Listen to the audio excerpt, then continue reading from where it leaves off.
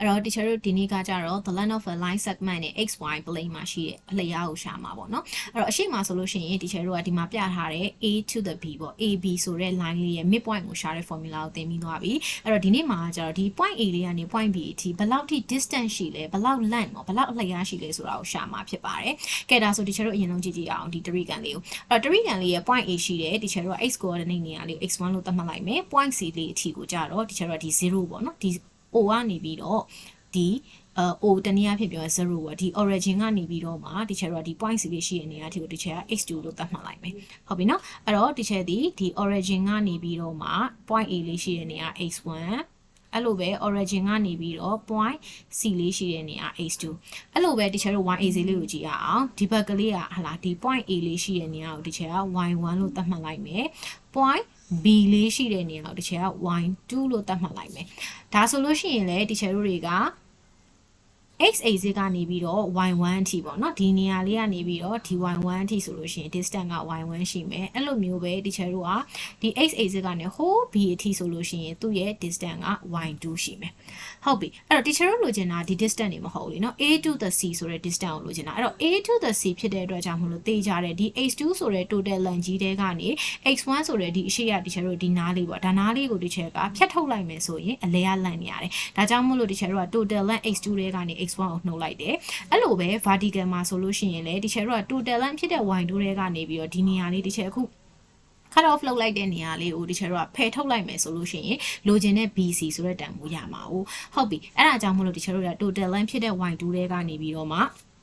y1 ကိုနှုတ်ပေးလိုက်တယ်အဲ့တော့ teacher တို့ခုဆွဲထားတဲ့ပုံလေးကလည်းဒေါင်းမှန်တရိကန်ဖြစ်တဲ့အတွက်ကြောင့်မို့လို့တို့တွေအတန်းငယ်မှာသုံးခဲ့တဲ့ Pythagoras theorem ကိုသုံးပြီးတော့ပဲရှာမှာဖြစ်ပါတယ်အဲ့တော့စောနာတော့ teacher တွက်ထားတဲ့အတိုင်းပဲ AB ဆိုတဲ့ teacher တို့ရှာမယ့်မြင်လေးက horizontal မဟုတ်ဘူးပေါ့နော် horizontal လည်းမဟုတ်တယ်လို့ vertical လည်းမဟုတ်နေဘူးဒါကြောင့်မို့လို့တို့တွေဒီ distance ကိုရှာဖို့အတွက်ခက်ခဲတယ်ဒါကြောင့်မို့လို့ teacher တို့က point A နဲ့ point B နဲ့ကို x1 y1 x2 y2 ထုံစံတိုင်းထားလိုက်တယ်ပြီးသွားရင်တို့သမီးတို့ AC ဆိုတဲ့ length လေးကိုဘယ်လိုရှာလဲသိ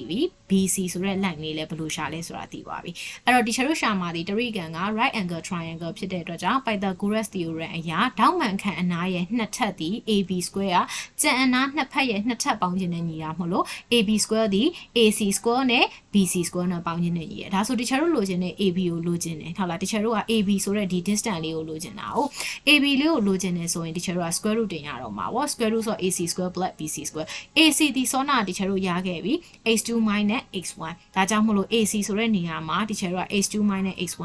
အစားသွင်းလိုက်တော့ the whole square BC ဆိုတဲ့နေရာမှာကျတော့ y2 minus y1 ကို teacher တို့အစားသွင်းရပါတယ်အဲ့ဒီကနေပြီးတော့မှ teacher တို့တွေက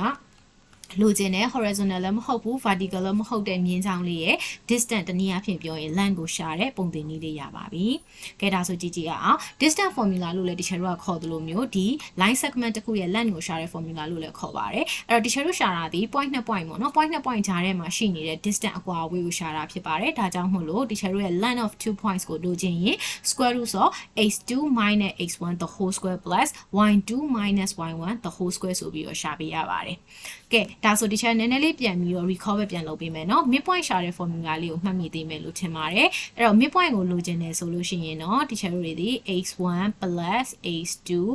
over 2, y1 plus y2